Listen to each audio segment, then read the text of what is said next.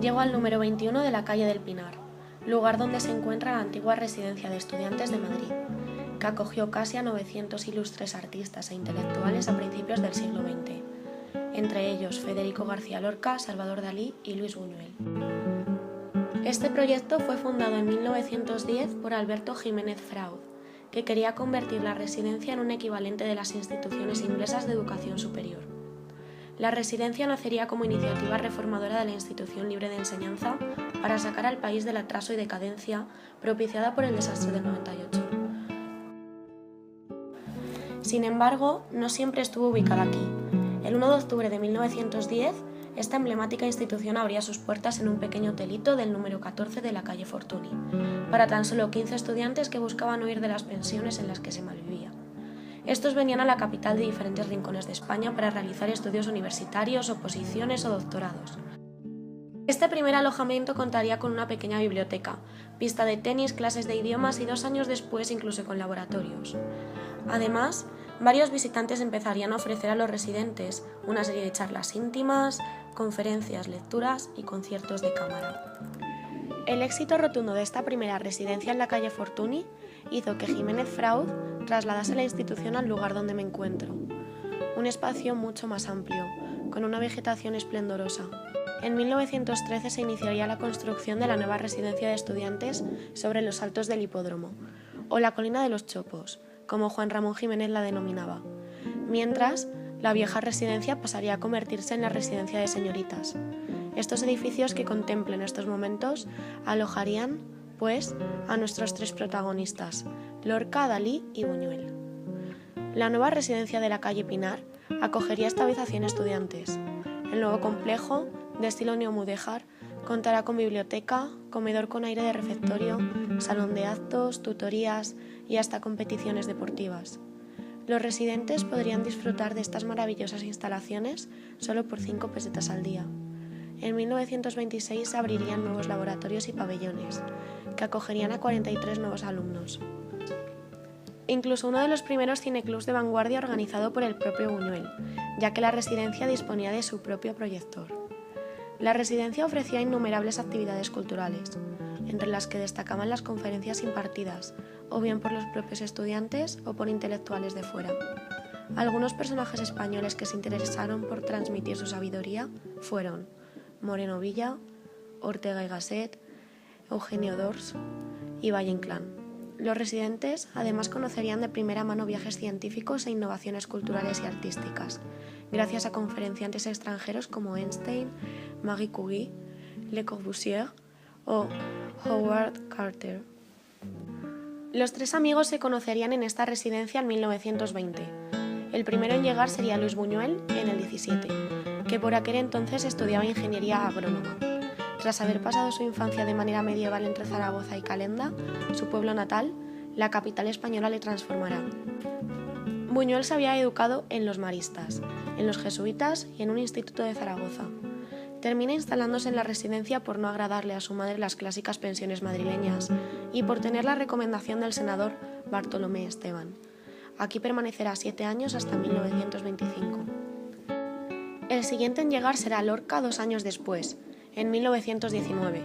Elige la residencia como lugar de alojamiento gracias a la insistencia de su madre maestra y su docente en Fuentevaqueros, Antonio Rodríguez Espinosa, admirador de la institución libre de enseñanza. A pesar de tener una gran predilección por la música y la literatura, su objeto de estudio era inicialmente el derecho a petición de su padre. El último será Dalí en 1922. Tras haber recibido una educación religiosa y pública que su padre detestaba, es enviado al Colegio de los Hermanos Maristas. Finalmente decide venir a Madrid a estudiar en la residencia tras la recomendación del dramaturgo Eduardo Marquina. El poeta granadino se hará rápidamente amigo de Pepín Bello y Buñuel. Este último admiraba tanto a Lorca que muchas veces se sentaban en el césped de un descampado a leer poesía, y gracias a él comenzaría su vocación literaria.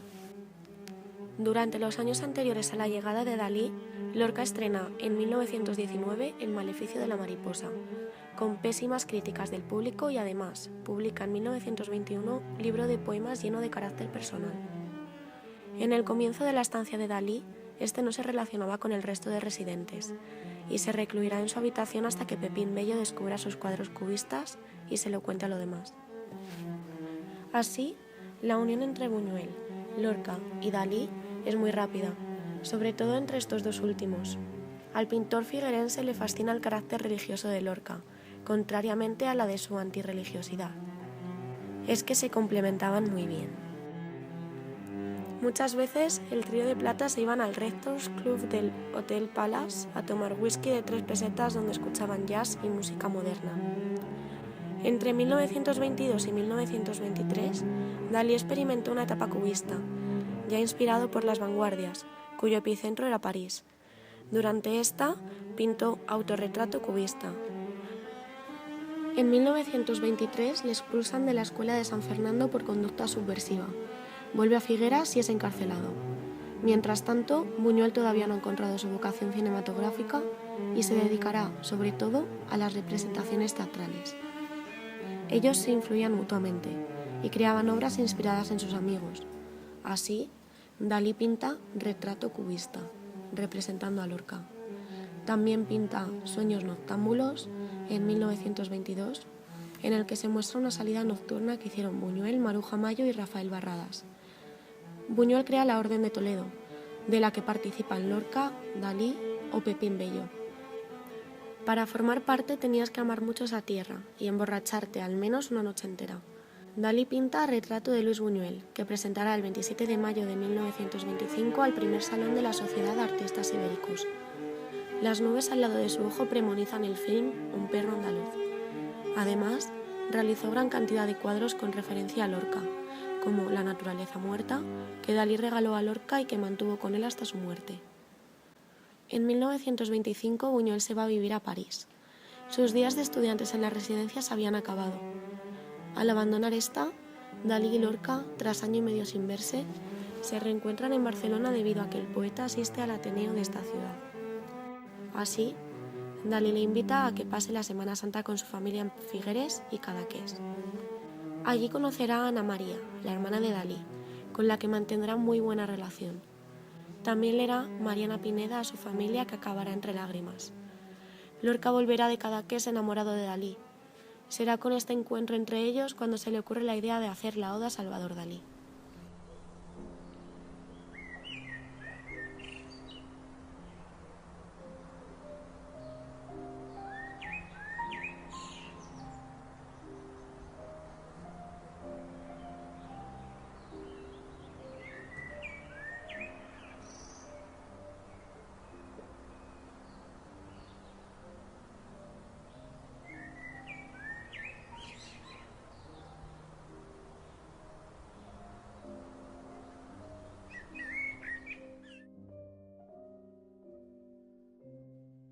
Buñuel, estando en París, ingresa en la Académie du Cinéma, dirigida por Jean Epstein, gracias al cual aprenderá a manejar la cámara y del que será ayudante en Mauprat. Esta etapa será decisiva en este personaje, ya que se decantará por su vocación cinematográfica, decisión que tomó al ver Las tres luces, de Fritz Lang. Sin embargo, no abandonará la vertiente literaria hasta el gran éxito de Un perro andaluz. Además, este año tendrá su primera oportunidad laboral como encargado de montaje, en la película El retablo de Maese Pedro, en Ámsterdam. En esta estancia en París también conocerá a la que sería su futura esposa, Jeanne Roucard. Lorca, mientras tanto, publica en la revista de Occidente su oda a Salvador Dalí, un hito en la relación con el pintor catalán y que recitará por primera vez en Valladolid. Oh Salvador Dalí de voz aceitunada, no elogio tu imperfecto pincel adolescente, ni tu color que ronda la color de tu tiempo, pero alabo tus ansias eterno limitado. Alma higiénica, vives sobre mármoles nuevos, huyes la oscura selva de formas increíbles. Tu fantasía llega donde llegan tus manos, y gozas el soneto del mar en tu ventana. De este mismo año data la única carta de la que tenemos noticia entre el poeta y Buñuel.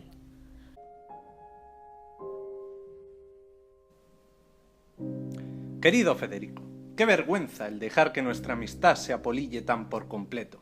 En parte, es tuya la culpa porque he visto que no tienes ningún interés en saber de mí. No te has dignado preguntar por mí a ninguno de los amigos que podían haberte dado noticias, Si esta primavera fueses por Madrid, iría a verte. Dalí creo que irá allí por esa época. Nos escribimos con frecuencia. Dalí visitará la capital francesa en la primavera de este año, lo que le reunirá con Buñuel, que intentará apartarle de las influencias de Lorca y atraerlo hacia él, algo que no logrará hasta finales de 1928 y que alcanzará su culmen en 1929, cuando se traslada a esta capital. En 1927 Lorca pasará 3 meses en primavera entre Barcelona, Figueras y Cadaqués, por lo que será la época de mayor identificación entre el pintor y el poeta. En este año comienza el reconocimiento público de Federico, tras la edición de Canciones, y el estreno el 24 de junio en Barcelona de Mariana Pineda, a manos de la actriz Margarita Xirgu, con decorados de Dalí, que también se encargará de redactar una presentación para la obra.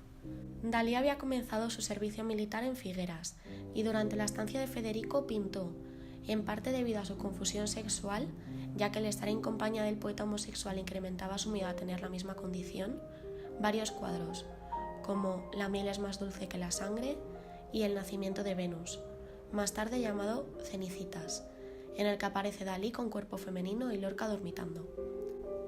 Es en este verano cuando tiene lugar el intento de posesión de Dalí por Lorca, lo que hará que el primero se distancie, separación evidente en San Sebastián, que aparecerá en la revista L'Amique de les Arts y pondrá fin a la amistad e influencias entre ambos.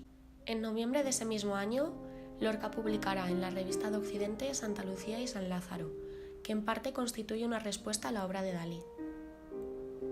Por su lado, Buñuel comienza a trabajar en la Gaceta Literaria y en Cahiers d'Art, de los que acabará siendo nombrado coordinador de la sección cinematográfica.